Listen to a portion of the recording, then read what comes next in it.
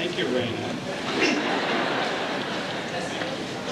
What's the old line? I'm not only a member, I'm the president and the owner. Good evening. Kids down there in my homeroom said, keep it short. We know where you live. I'm honored by your invitation to represent all those teachers out there who will make a difference in your lives. One of my colleagues advised me that if I do a good job tonight, I speak for all of them. If I screw up, I'm on my own. There are lots and lots of jokes and quotations out there about education and educators. And just when I think I've heard them all, students and other cynics come up with some new ones. It's easy too because teachers are such good, straight men. We're George Burns with chalk. There's an example. An overzealous student keeps interrupting anything and everything that we say. We look him right in the surly adolescent eye and we utter this old chestnut. Young man, do you want to teach this class? No, sir, the reprobate replies. Well then, don't talk like an idiot. Which reminds me of a Mark Twain quotation of 100 years ago. In the first place, God made idiots.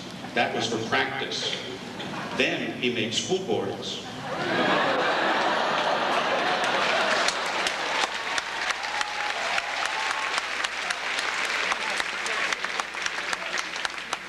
Are they laughing? Recently, Mr. Rosenberg acknowledged one of his charges. Lad, you can't sleep in here. The student's retort was, I could if you didn't talk so loud. Some years ago, I was extolling the virtues of Latin and its lasting effect on the English language. I told my students, I stand here in loco parentis. Do you know what that means? Yeah, it means you're as crazy as my father. Ah, youth. As Raina said, I've been around for quite a while.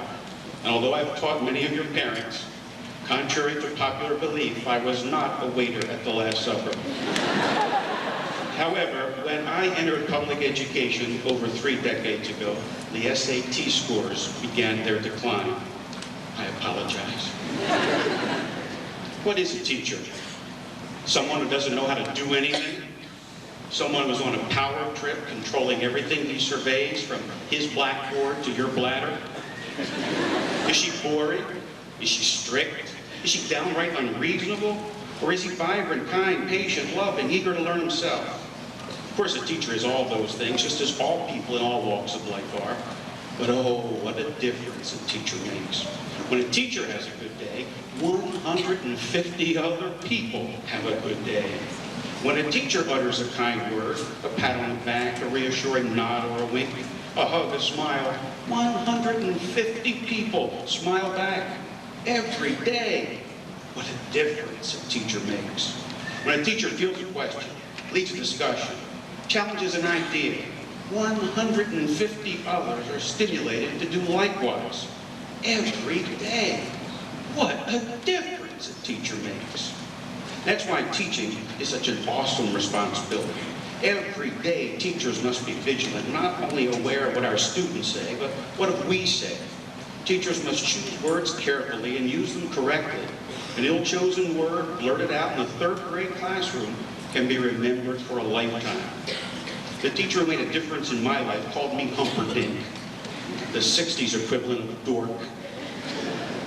It was her mission in life to criticize my writing daily. She accused me of submitting rough drafts, of writing with my left foot, of relying heavily on the work of others. She nagged, she cajoled, she teased and insulted, and I loved every minute of it. She always laughed with me, never at me. Whenever she found out I didn't know something, she taught it to me.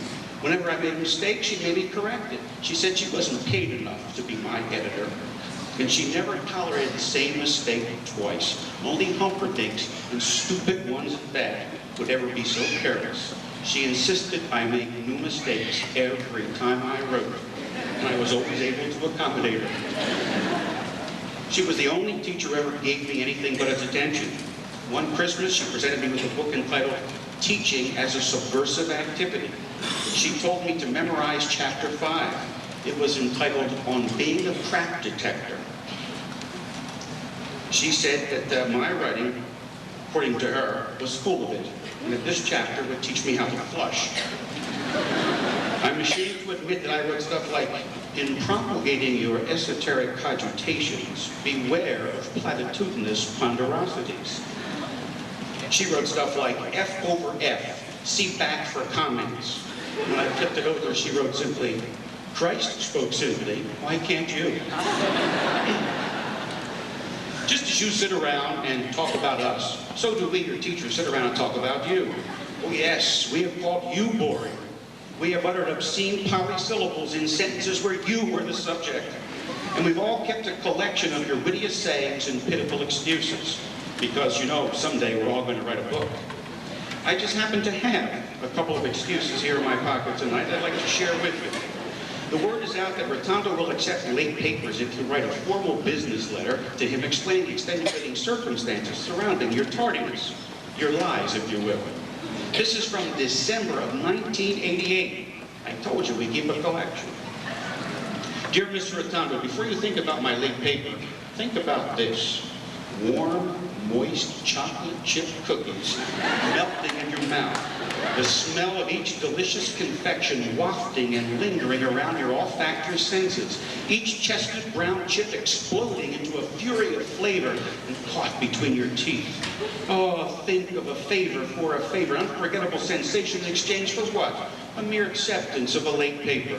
When measured, the odds are greatly in your favor. I am deeply sorry for turning in my vocabulary assignment late. Preparations for the holiday season, such as shopping, wrapping presents, baking, kept me busy. Sincere apologies, Rachel. P.S. My lunch table helped me write this. Followed by this, same day. This paper is late because my creative talents were so focused on helping my dear friend Rachel write the original letter to get her late papers excused, that I didn't have time to do my own work. In this world of selfishness and materialism, I like to help my fellow man and put his own needs before mine whenever possible. Sincerely yours, Lisa. Both of these fine young ladies have gone on to become teachers, to make a difference, and to accept chocolate chip cookie bribes. In this other pocket, I have a letter from my own daughter, a graduate of East, a decade ago. She sent this to my wife and me while she was a student at Syracuse University. I have since titled it Perspective, and I offer it as sage advice to all the parents in this gymnasium. Listen carefully. There's a great lesson to be learned here. Dear Mom and Dad, since I left for college, I have been remiss in writing, and I am sorry for my thoughtlessness in not having written before. I will bring you up to date now, but before you read on, please sit down. You are not to read any further unless you are sitting down, okay? Well then, I'm getting along pretty well now. The skull fracture and the concussion I got when I jumped out the window of my dormitory when it caught on fire shortly after my arrival here is pretty well healed now. And I only spent 2 weeks in the hospital, and now I can see almost normally. And I only get those sick headaches once a day. Fortunately, the fire in the dormitory and my jump was witnessed by the attendant at the gas station near the dorm, and he was the one who called the fire department and the ambulance. He also visited me in the hospital, and since I had nowhere to live because the dorm burned down, he was kind enough to invite me to share his apartment with him. It's really a basement room, but it's kind of cute. He's a very fine boy, and we have fallen deeply in love and are planning to get married. We haven't got the exact date yet, but it will be before my pregnancy begins to show. Yes, Mom and Dad, I'm pregnant. I know how much you're looking forward to being grandparents, and I know you will welcome the baby and give it the same love and devotion and tender care you gave me when I was a child. The reason for the delay in our marriage is that my boyfriend has a minor infection, which prevents us from passing our premarital blood test, and I carelessly caught it from him. I know that you will welcome him into our family with open arms. He is kind, and although not well educated, he is ambitious. Although he is of a different race and religion than ours, I know your often expressed tolerance will not permit you to be bothered by that. Now that I've brought you up to date, I want to tell you that there was no dormitory fire. I didn't have a concussion or a skull fracture. I was not in the hospital. I'm not pregnant. I'm not engaged. I'm not infected. And there is no boyfriend in my life. However, I am getting a D in history and an F in science.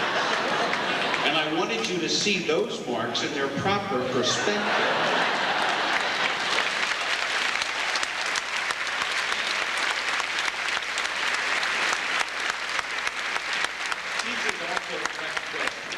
Over the years, students, you have asked some doozies. Of course, we've been trained to welcome them all as pertinent and worthy.